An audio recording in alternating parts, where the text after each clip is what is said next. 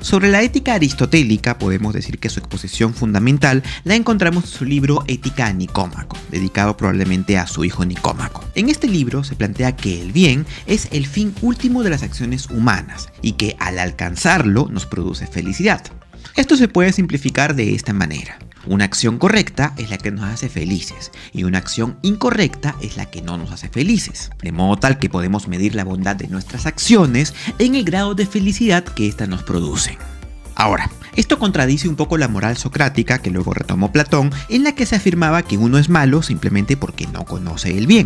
Y es que para Aristóteles, el ser bueno no solamente tiene que ver con la ignorancia, porque entre otras cosas, una persona mala también puede hacer un acto bueno. Claro que esta persona, nos dice Aristóteles, a diferencia de las que practican el bien como un hábito, no obtendrá de él la misma gratificación.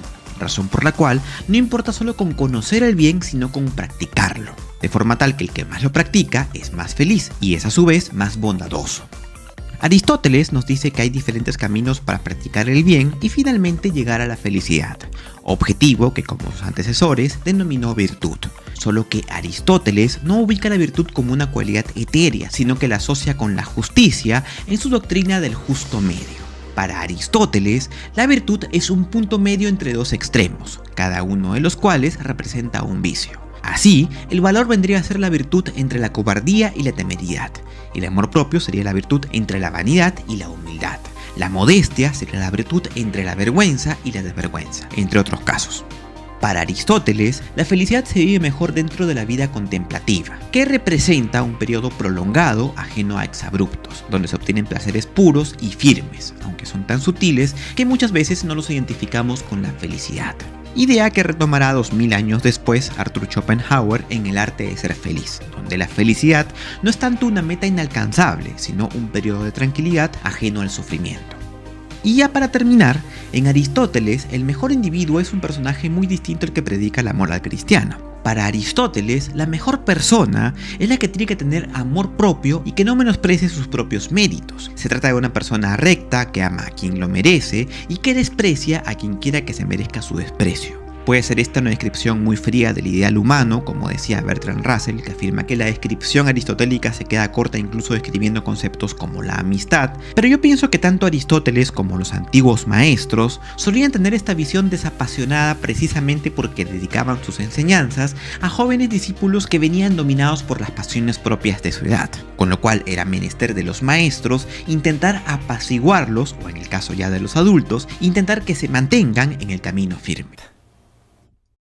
Aristóteles considera que la felicidad es el fin último del hombre. Todo lo que hacemos es en la búsqueda de esa dichosa felicidad. El problema es que no sabemos dónde o cómo hallarla. Para Aristóteles, una vida feliz reside en poder obtener una serie de elementos necesarios para poder sentirnos bien con nosotros mismos y con los demás. Pero ¿cuáles son esos elementos que Aristóteles considera en su lista de cosas necesarias para ser feliz?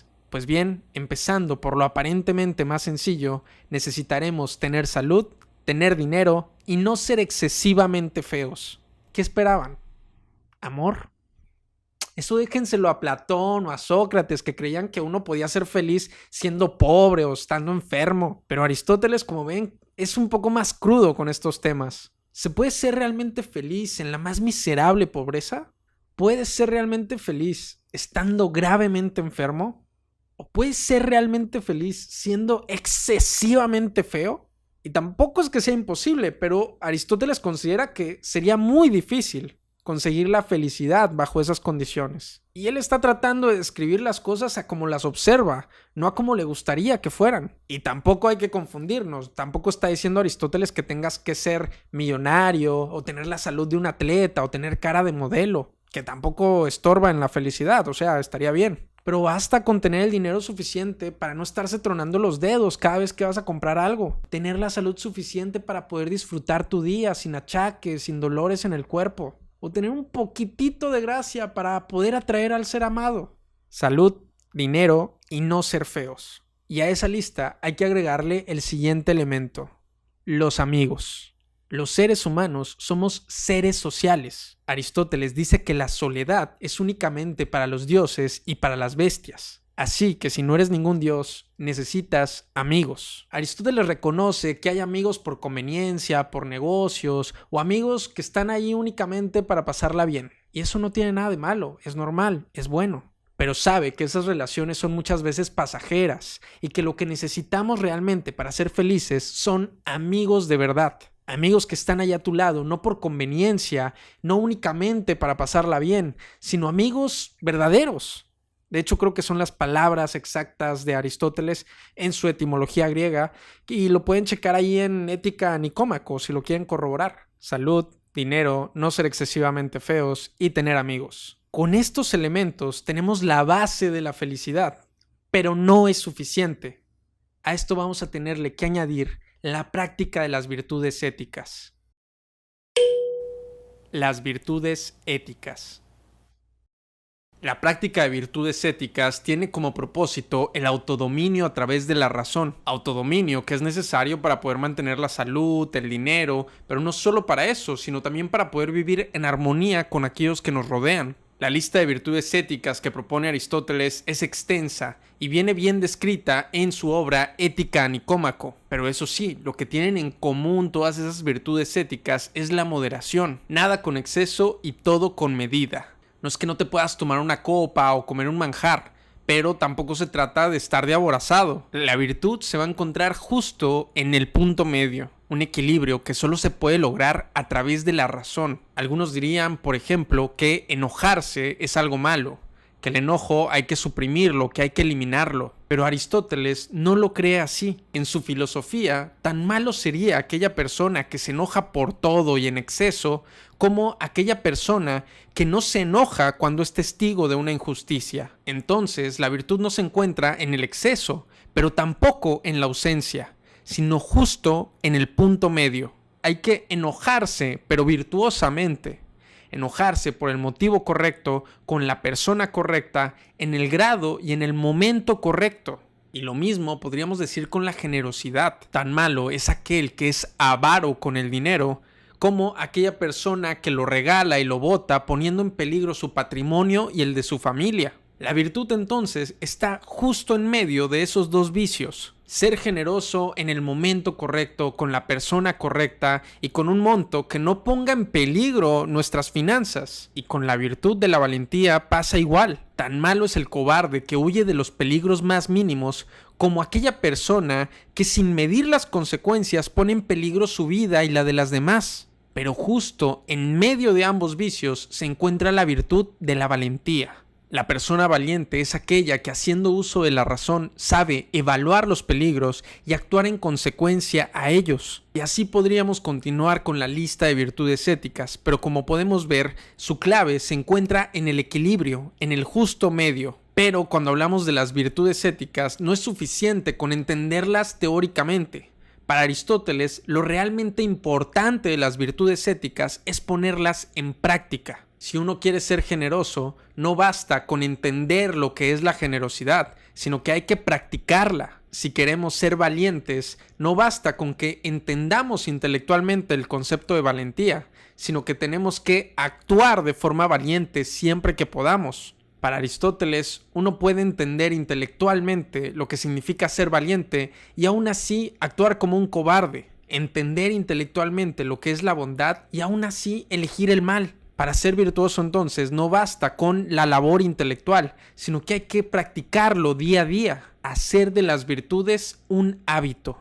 Si logramos adquirir estas virtudes, vamos a poder lograr sentirnos bien con nosotros mismos y con los demás. Cuando miremos atrás en nuestra vida no tendremos nada de qué avergonzarnos, nada de qué arrepentirnos. Simplemente una vida bien vivida, con placeres pero con moderación, haciendo lo que tenemos que hacer y actuando de acuerdo con la razón. Aún aquellas personas que tienen salud, dinero y belleza, si no practican las virtudes éticas, no podrán alcanzar la felicidad según Aristóteles. Y a diferencia de la salud, la posición económica y la belleza, que muchas veces son bienes que uno obtiene de nacimiento, las virtudes éticas son un bien que necesariamente uno se da a sí mismo, a través de la práctica. Para Aristóteles nadie nace virtuoso, sino que hay que esforzarse para alcanzar la virtud y por lo tanto la felicidad. La felicidad aristotélica no es gratis, no es sencilla, es algo que requiere de mucho esfuerzo, de mucho autocontrol. Con todos esos elementos que acabamos de platicar, con salud, con dinero, teniendo un poco de belleza, al menos la suficiente, y además cultivando las virtudes éticas, ya con eso la mayoría de nosotros tendríamos lo suficiente para vivir una vida feliz, una felicidad bastante mundana, pero al final felicidad. La felicidad que da una vida gozosa, sin arrepentimientos. Sin embargo, hay algunas personas que estos elementos no le van a bastar para ser felices. Unas pocas personas van a necesitar de algunos elementos extra para poder completar la felicidad. Una felicidad que va a ser más elevada en cualidad, pero a la cual solo van a poder acceder unos cuantos. Esta felicidad es la que Aristóteles va a denominar la felicidad de la vida contemplativa. La felicidad de los filósofos. Las virtudes dianoéticas. Las virtudes que anteriormente mencionamos en este video, como valentía, generosidad, moderación, son llamadas en la filosofía de Aristóteles virtudes éticas. La función de practicar estas virtudes es mantener controlado nuestro lado animal, no a suprimirlo, a controlarlo, para que no nos genere problemas a nosotros ni a los demás. Aristóteles sabe que los seres humanos somos animales. Sí, animales. Pero no somos cualquier animal. Somos el animal racional. Y es esa racionalidad la que nos hace especiales. Y para aquellas pocas personas que tienen la capacidad de perfeccionar este lado racional, Aristóteles va a separar dos virtudes más: la prudencia y la sabiduría. Estas virtudes en la filosofía de Aristóteles son conocidas como virtudes dianoéticas. No son como las demás. Estas virtudes se cuecen aparte, porque su función no es controlar el lado animal, sino perfeccionar nuestro lado racional. En cuanto a la prudencia, Aristóteles se refiere al estudio de aquello que es bueno y de lo que es malo. Sería como el estudio de la moral, y cuando habla de la virtud de la sabiduría, se refiere al estudio de las ciencias. La moral y la ciencia, esas son las virtudes dianoéticas. Aristóteles cree que no todo mundo se va a ver interesado o va a tener la capacidad de hacer ciencia o hacer estudio de la moral. Así que aunque considera que este es el mayor grado de expresión de la felicidad, no todo el mundo va a poder acceder a ella. Pero esto significa también que aquellas personas que tengan esta capacidad intelectual de poder cultivar las virtudes dianoéticas, no les van a bastar nada más con tener dinero, belleza, con tener salud y tener las virtudes éticas. Eso no los va a hacer felices, van a tener que esforzarse un poco más por esas inquietudes filosóficas, por esas inquietudes científicas que tienen. Resumiendo un poco, Aristóteles considera que para que podamos ser felices vamos a necesitar tener dinero, tener salud y no ser excesivamente feos. Pero esto no va a ser suficiente. Además, vamos a tener que poner en práctica las virtudes éticas. Virtudes como la valentía, la generosidad y la moderación, solo por mencionar algunas. Estas virtudes van a mantener bajo control nuestro lado animal y van a hacer que nos sintamos orgullosos de nosotros mismos y que además nos podamos relacionar bien con los demás. Van a hacer que podamos vivir una vida de la cual nos sintamos satisfechos y además nos van a mantener alejados lo más posible de los problemas. Y eso sería suficiente para que la mayoría de las personas pudieran tener una vida feliz. Pero aquellas personas que traigan ese gusanillo intelectual de la filosofía y de las ciencias se van a tener que esforzar un poquito más. Para ellos será necesario agregar a su lista la virtud de la prudencia y de la sabiduría. Y esto, amigos, es lo que en términos muy generales Aristóteles propone para vivir una vida feliz.